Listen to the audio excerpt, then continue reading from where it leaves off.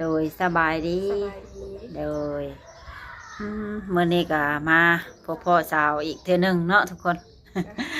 มานี่ก็แต่หึงเลยเนาะโดยฮอดแล้วบ่จังอัน3-4 เดือนเนาะเราบ่ได้มาหากันเนาะน่าจะโหดแล้ว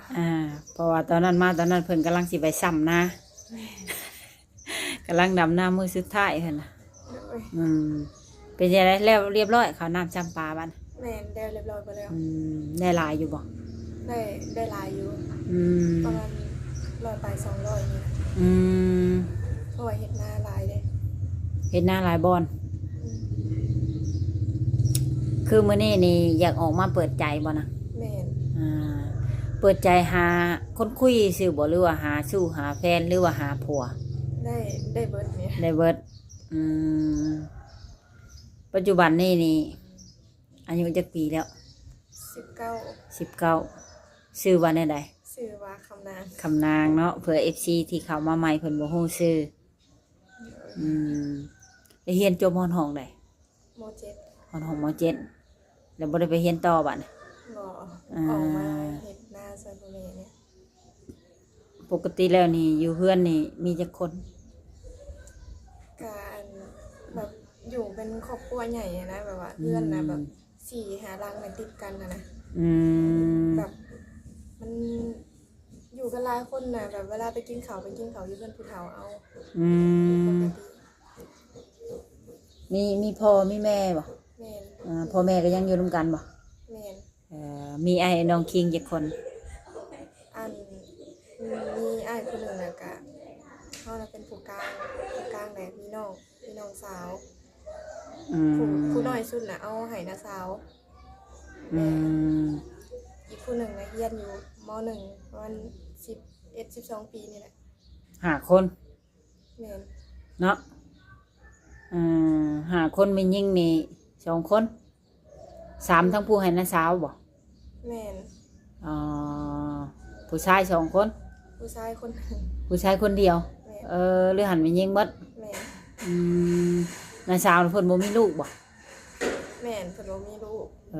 เพิ่นอยากได้ลูกผู้หญิงแบบไว้เลี้ยงนี่นะเพื่อเพิ่นเฒ่าแก่ไปแบบว่าจะได้มีผู้เลี้ยงปัจจุบันนี้ยังชี้เฮือนนี่เนาะแม่นอาชีพหลักอยู่เฮือนนี่เฮ็ดหยังน่ะอาชีพแบบเฮ็ดนาบ่หรือว่าเป็นทหารแพทย์หมอตำรวจอีหยังว่าซี่นะบ่แบบเพื่อนน่ะก็บ่ได้รวยนะแบบปานกลางนี่เฮือนอันอยู่เดี๋ยวนี้นี่แม่นเฮือนเจ้าเองเหรอวะอันนี้เพื่อนหมู่เฮือนหมู่อันนี้นะแม่นเฮือนเจ้าจำได้เด้เนาะอยู่ทางไหนเด้หรือว่านอนนาบ่ได้นอนนอนเฮือนนี่นั่นติเปิดใจรอบนี้นี่มีสเปคตั้งไว้อยู่บ่นะแบบบ่มี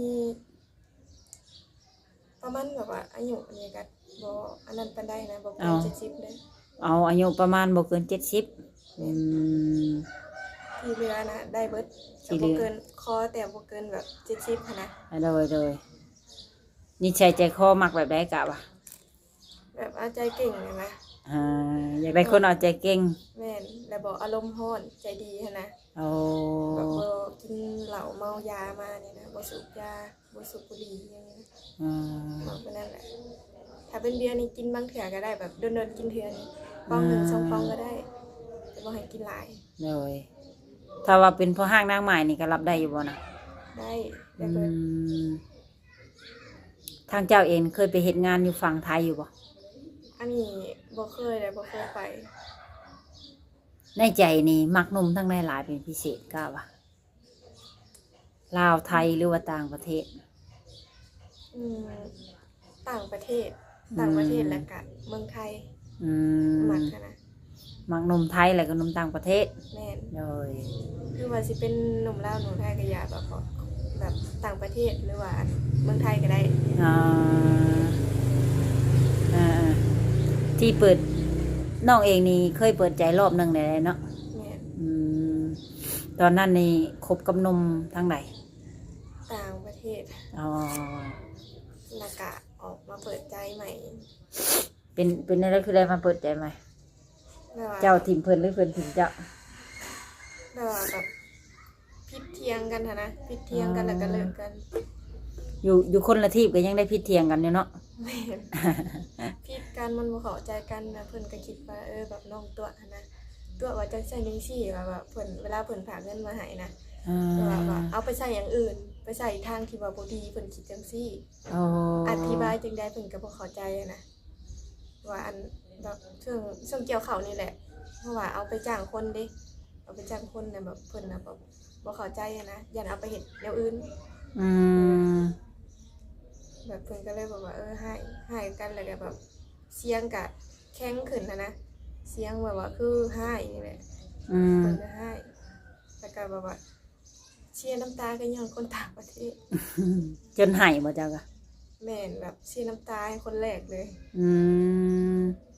คิดในใจนี่ว่าสิฝากชีวิตไว้กับเพิ่นอย่างคักแน่บ่กล้าว่าตอนน่ะ แม่น อืม แต่สุดท้ายมันก็ไปกันบ่รอดก็เลยแบบว่าออกมาเปิดใจใหม่ซะอย่างนี้ อืม แบบเพื่อลืมคนเก่านี่นะ เพื่อเยียวยาหัวใจ แม่นแบบขอให้คนใหม่นะดีกว่าคนเก่าที่ผ่านมานี่นะ อืมตอนมื้อเพิ่นให้นี่เพิ่นฝากเงินมาให้เท่าไหร่คือจนให้กัน ก็ประมาณแบบ หลายเติบบ่ บ่ร้ายปานใดนะเพราะแบบว่าพ บ่ได้ซื้อกินบ่ พอได้จ้างคนแบบเกี่ยวข้าวหรือแบบ อื จ้าง ม อยังนี่แหละเลยแบบพอได้ซื้อกินนี่นะ อืม บ่ร้าย เพิ่นก็เลยให้บัดน่ะ เพิ่นขี้พาน้องแบบเอาไปเฮ็ดแนวอื่นนะเฮ็ดแนวที่ทางที่ว่ามันบ่ดี อืม กินเหล้ากินเบียร์อย่างนี้นะ อืม ที่จริงแล้วน้องบ่เป็นคนน่ะบ่กินเบียร์ อ่า อย่างนี้นะ หรือเพิ่นสิห่วงเฮาเกินไปบ่เนาะ ก็น่า แต่ จะ เคยเห็นให้เพิ่นเป็นห่วงชีวิตอ่ะ ก็น่าจะแม่นมั้ง ก็โทรกัน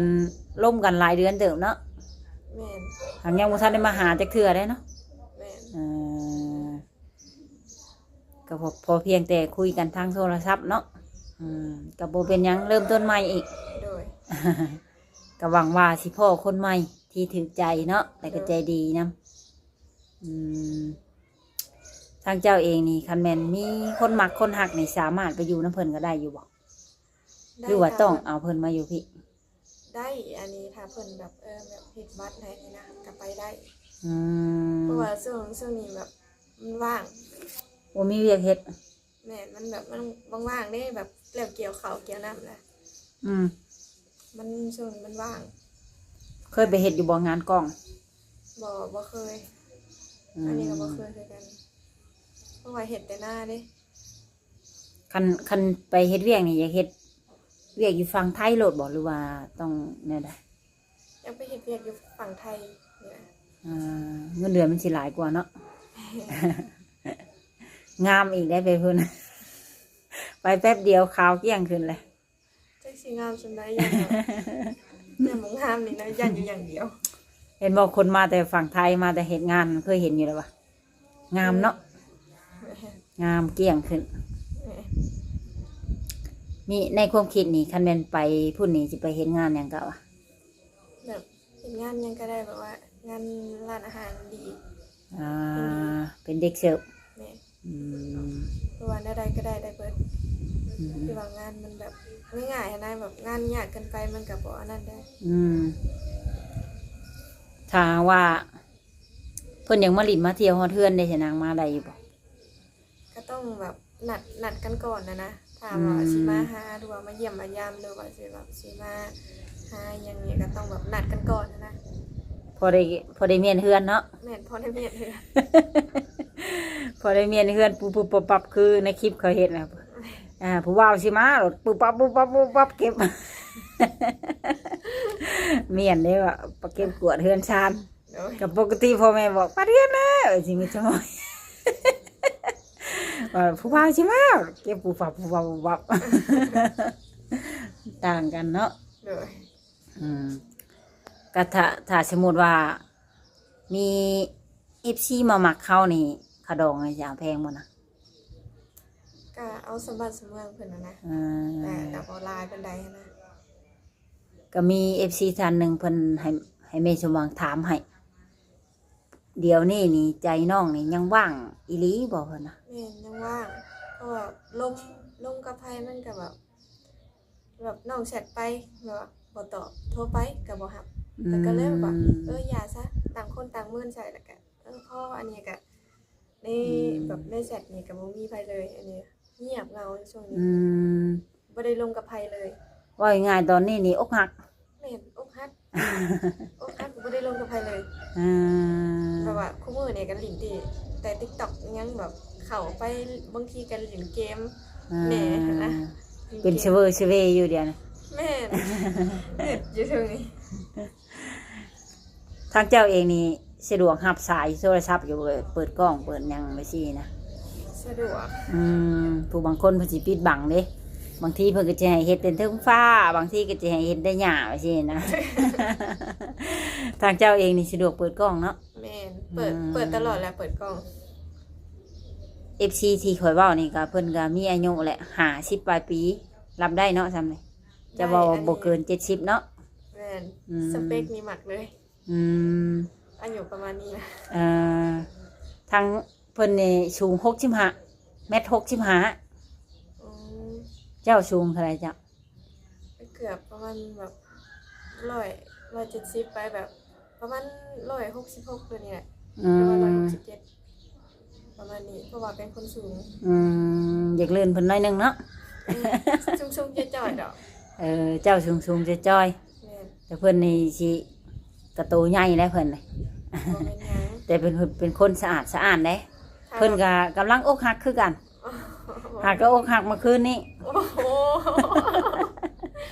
ก็ถักของมาลงหรือว่าอีหยังก็ได้แบบปรึกษาดูใจกันนี่นะเพิ่นคบสาวโสดสาวลาวมานี่ก็2-3คนแหละก็มีแต่เฮ็ดให้เพิ่นอกหักผิดหวังหมดเงินนำก็บ่น้อยเพิ่นน่ะบ่น้อยอันนี้กันเบิ่งช่วงนี้ก็น่าจะหลายเติบอยู่ก็เลยเพิ่นให้ข่อยถามว่าสาวคำนางนี่พร้อมที่จะเปิดใจรับเพิ่นหรือว่าคุยเพิ่นบ่เพิ่นว่าประมาณนี้อันนี้ก็รับได้แบบทักมาทางอันไลน์ได้เลยว่าว่างตอบเสมอถ้าคบถ้าคุยแล้วนี่คุยดนบ่จังสิพร้อมแต่งก็น่าก็กลางจำได้กลางๆจักเดือนจักหยังประมาณนี้นะ50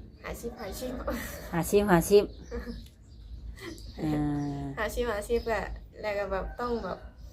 เบิ่งกันไปก่อนแล้วนะอย่าคู่นี้ใช้จะคอเพิ่นเป็นได้แบบใจฮ้อนบ่กินเหล้ากินเบียร์บ่สูบยาบ่อย่างนี้นะว่าเพิ่นเป็นคนได้แบบเป็นคนแบบเพย์บอยบ่อย่างนี้นะอยากเพิ่นเป็นคนหลายใจนะเดี๋ยวเขาแบบว่าสิมาฮักอกเขาเองเป็น2เทื่อฮักแล้วจ้ะหมายถึงว่าสิใช้เวลาคบคุยกับเพิ่นนี่ดนบ่จักเดือนทั้งเพิ่นนี่พร้อมคบพร้อมแต่งเลยแหละเพิ่นมีเงินมีหยังพร้อมแต่งอยู่แล้วเพิ่นเห็นแล้วเจ้าอยู่ในคลิปน่ะแล้วเพิ่นโอเคเลยกับคนผู้นี้ประมาณนี้สำหรับเพิ่นแล้วเพิ่นให้เขามาถามเจ้านะว่าสิคุยจักเดือนจังหยังประมาณนี้ก็หลักๆประมาณ 4-5 เดือน4-5 เดือนแม่นฮอดเดือนกุมภาพันธ์นี่แต่งเลยบ่ได้บ่โอ้ยอันนี้ก็บ่จักคือกันมาแล้วอันนี้ก็ลองคุยเบิ่งก่อนเนาะก็ลองคุยเบิ่งก่อนเดือนยังก่อเดือนกุมภาพันธ์14กุมภาพันธ์วันวาเลนไทน์นี่เดือนยังเดือน2เดือน2เดี๋ยวนี้เดือน1ยังบ่ทันฮอดครับยังเดือน12เดี๋ยวก็อีกประมาณ2เดือน3เดือนที่3จะสิได้ยังเด้อันนี้นะขนาดเดี๋ยวนี้ก็ยังบ่ได้ยังเลยอันนี้นะแต่การบอกว่าถือเขาหักอกอันนี้จักสิได้ช่างดอกไม้น้ำเขาก็บ่ได้ซับก็บางทีได้จากเพิ่นก็มีเนาะอันนี้ก็บ่จักเคยได้อยู่บ่เคยได้น้ำโมอยู่บ่ก็เคยอยู่แต่ว่าแบบบ่อันนั้นปานใดนะดนได้เถื่อ1เถื่อ2นี่แหละประมาณได้ดอกไม้นะแต่ว่าแบบบ่ได้ซื้อได้ดอกเพราะว่ามีคนฝากมาให้ทางเพิ่นเองนี่เพิ่นพร้อมที่จะซัพพอร์ตแล้วก็ดูแลเจ้าได้บ่ให้ทุกข์บ่ให้ยากเพราะว่าเพิ่นก็บ่ทราบว่าทุกข์แล้วก็บ่ทราบว่ารวยล้นฟ้าประมาณนี้แต่บ่ให้เจ้าทุกข์ยาก สามารถเบิ่งแยงเลี้ยงดูเจ้าได้ตลอด โดย ขอเพียงเจ้าฮักจริงแล้วก็หวังแต่งกับเพิ่นบอกกี่ต้มกี่ตัวอันนะ โดยอันนี้เรื่องนี้โบขี้ต้มขี้ตัวอีกแล้ว โดย บ่ค่อยแบบบ่มักตัวแบบคนที่ว่าอายุหลายกว่านะแบบมันสิว่าเฮ็ดให้เฮาบาปได้ มันตัวนี่บ่หมายถึงว่าตัวเงินคำดอกหมายถึงตัวให้เพิ่นฮักแล้วฮักอกเพิ่น อันนั้นแหละ เพิ่นบ่อยากเจ็บอีกเพิ่นก็ว่า อืม คือกันเลยเนาะกับเจ้าเนาะ คือกันเลยอันเดียวกันเลยอันนี้นะโอ้ฮักกะอันเดียวกัน อันนี้เขาก็มาตัวหักแล้วก็ไปเลยแล้วเศร้า มาหลอกให้ฮักแล้วแบบจากไปติ ทางเจ้าเองนี่ก็แต่งกินเห็ดกินนี่ก็เป็นนี่แล้ววะ เป็นเบิดได้เบิดทุกอย่างค่ะนะ สำหรับ หนึ่งน้ำปัดหกปลาเฮือนสักของสักเครื่องได้เบิด แกงหน่อไม้ตำหงมังห้อยได้เบิด ได้ตำเรื่องตำมะขุ่นนี่ถนัดเลยตำเชือตำหัวได้เบิดถ้ามีเครื่องครบตำให้กินก็ได้ให้แซ่บ บ่ได้ขี้โม่เนาะ ไม่ได้คีโมได้นี่นะถ้าอยากพูดแล้วลองมาชิมเองนะ คันเพิ่นมาลินมาเที่ยวตำอย่าลืมตำให้เพิ่นกินเด้อ แม่ยิงปลาในแคมป์น้องนี้ก็ชิแซ่บแล้วตำมะขุ่นนี้ หน้านี่อยู่ไกลเฮือนบ่ บ่อย่างไปก็ได้นะ บ่ไกลเนาะ แม่ หน้าอยู่ไกลเฮือนต่างแต่ปลูกอยู่คนละหม่องซื่อ แม่อย่างไปก็ได้มันบ่ไกลนะถ้าไปขี่คันอย่างกันอันขี่รถไปก็ได้ คันเพิ่นได้เจ้าไปนี่ก็เพิ่นว่าถ้าน้องคำนางบ่อยากเฮ็ดเวียกก็ให้อยู่เฮือนเฮ็ดเวียกบ้านในการบ้านปัดเฮือนนึ่งข้าวประมาณนี้เพิ่นกินข้าวเหนียวคือเฮานี่แหละบ่อยู่เป็นคนอยู่กรุงเทพแต่กินข้าวเหนียว เป็นยาคูอ่ะเป็นคนฝั่งไทยบ่รู้ว่า แม่นคนฝั่งไทย อ๋อ เป็นคนฝั่งไทยเนาะ โดย อยู่กรุงเทพพุ่นแหละ อ๋อ ม อันนี้ก็นึ่งข้าวนึ่งน้ำกันได้เบิดเลย แล้วก็เพิ่นก็ให้เงินเดือนเจ้าอีกต่างหากเดือนละ10,000 เดือนละ10,000 แม่นหรือว่าเจ้าอยากเก็บไว้ส่วนตัวอย่างประมาณนี้นะเงินพิเศษต่างหากให้เดือนละ10,000ไว้เจ้าอยากเก็บไว้เองบ่หรือว่าฝากให้พ่อให้แม่ก็แล้วแต่ถ้าว่าทางบ้านขัดสนอีหยังเพิ่นก็พร้อมที่จะซัพพอร์ต โดย เอ้ยพอเฮาบ่สบายเพิ่นก็พางให้ประมาณนี้ โดย เพิ่นว่าแต่ส่วน10,000นั้นเพิ่นให้ต่างหากหรือว่าวันว่างวันหยังเพิ่นพาเจ้าไปช้อปปิ้งไปเที่ยวหันเที่ยวนี่ก็เพิ่นซื้อให้ต่างหากตัวนั้น โดย ประมาณนี้ว่าให้เพิ่นฟังในอยเด้อเพิ่นนะ โดยอันนี้เรื่องที่แบบไปช้อปปิ้งเนี่ยบ่มักไปช้อปปิ้งบันไดได้แบบบ่มักบ่ได้อันอยากได้ของแพงบันไดนี่นะอยากได้แค่แบบว่าแบบพวกของกินเนี่ยของกิน ของกิน แม่นบ่ได้อยากได้พวกเสื้อผ้าดอกอยากได้ของกิน อ๋อ แบบพวกแบบอยากที่สุดก็คือหมูกระทะ อ่า คือว่าอาหารแซ่บที่สุดเลยสำหรับเนาะ แม่นพวกแบบว่าตำมะขุ่งยังเนี่ยเอาหมักเลยอยากได้เงินไปซื้อพวกเครื่องแกงน้ำใหม่ยังแบบของบ้านนี่นะหมัก แห่งดีเลยพอดีได้แต่งกินชูเพิ่นกิน แม่ เพิ่นอยู่คนเดียว เพิ่นเคยมีเมียแล้ว แต่เพิ่นเลิกกันได้14 ปีละ 14 ปี โดนเติบเลย เคยมีแบบมีลูกบ่ มีลูกแต่ว่าลูกเพิ่นไปมีผัวมีเมียหมดแล้วมีลูก2 คน ลูกผู้หญิงกับลูกผู้ชายเพิ่นจนมีหลานแล้ว อ๋อเด้อ เพิ่นบ่ได้มาอยู่เฮือนน้ำพ่ออยู่เฮือนคนเดียว โดย ที่ว่าถ้าเจ้าไปก็อยู่กันกับเพิ่น2 คน อ๋อเด้อ เป็นยังไงก็ฝากเพิ่นไว้ในอ้อมอกอ้อมใจนี่เด้อ โดย ช่องทางติดต่อนี่มีทางใด มีอันไลน์กับบอลแอป มีไลน์แล้วก็ทางเบอร์โทร แม่ เดี๋ยวสิเอาเมื่อไปฝากเพิ่น โดย มีจังไดก็ทักคุยกันเองเนาะ โดย ทางไม้อีกก็สัมภาษณ์มานี่ก็เบิดเท่านี้ได้บัดนี้มียังอยากฝากถึงหนุ่มๆที่สิเข้ามาจีบใหม่อยู่บ่หรือว่าหนุ่มๆคนอื่นอยากฟังนะอยากฝากหยังถึงเพิ่น จะฝากว่าแบบเอาใจให้เก่งๆด้วยเหรอ อ่า เพราะว่าแบบเป็นคนเอาใจยากนะ แบบบางทีก็อารมณ์ร้อนเนี่ยถามว่ามืออยากให้ก็ให้มือบ่อยากให้ก็ชื่อๆอยู่เย็นคือน้ำนี่ ปกตินี่เป็นคนใจเย็นบ่หรือใจร้อน แบบเย็นนะออกไปทางใจเย็น อ่า ถ้าแบบย่ำถ้าย่ำอยากให้ก็ให้แบบให้แบบว่าแบบ เครียดนะ เออ ให้แบบว่าบ่ได้ด่าบ่ได้อีหยังนี่นะแบบเครียด เวลาให้นี่โวยวายบ่หรือว่าเงียบ เงียบออก เงียบ ทางเงียบบ่ได้โวยวายอันนี้นะแบบมันสิถึกมางอนนะงอน งอนเก่ง อันยามแบบว่าแบบเขาเฮ็ดบ่ถึกใจเฮานี่เฮาก็งอนนี่นะบาง อื ที ม ส่วนหลายบ่ได้เงาะบ่ได้เครียดก็ดอก งอนดนบ่เขาอยู่อะไรเช้าบ่ ก็น่าจะเอาของกินนะมาหยวดแล้วก็เช่ารถ เอ โอ้ย อ แบบพวกเครื่องเสียผ่านี่บ่เอาเลย ม เอาเดี๋ยวของกิน หมักกำลังอยากกินเนาะ แม่น อืม เพราะว่าเป็นคนกินเก่งเด้กินหลายซั่นใดมันบ่ตุ้ยมันยังจ่อยคือเก่าอันนี้ เอ นะ อ แบบเป็นคนแบบแค้นน้อยๆนี่นะเป็นคนแบบว่าแบบผอมๆพุ่นนะ กินเท่าไรก็ยังคือเก่าเนาะ น้ำหนักมันยังสำเก่ามันบ่ อื ขึ้น ม บ่ขึ้นบ่ลงสำเก่า อืม บางทีก็บอกว่าอันส่วนหลายนะมันบ่ได้ค่อยกินข้าวได้แบบกินข้าวช่วยๆเนี่ยบางทีก็กินข้าวตอนเที่ยง เคยกินยาอ้วนอยู่บ่ บ่เคย อืมก็โอเคใช่เนาะก็สำหรับคลิปนี้ก็สิได้ขอโจกคลิปไว้เพียงเท่านี้ก่อนเนาะ โดย เดี๋ยวไว้พอกันใหม่อีกเถอะนะ โดย โดยสบายดี สบายดี เดี๋ยว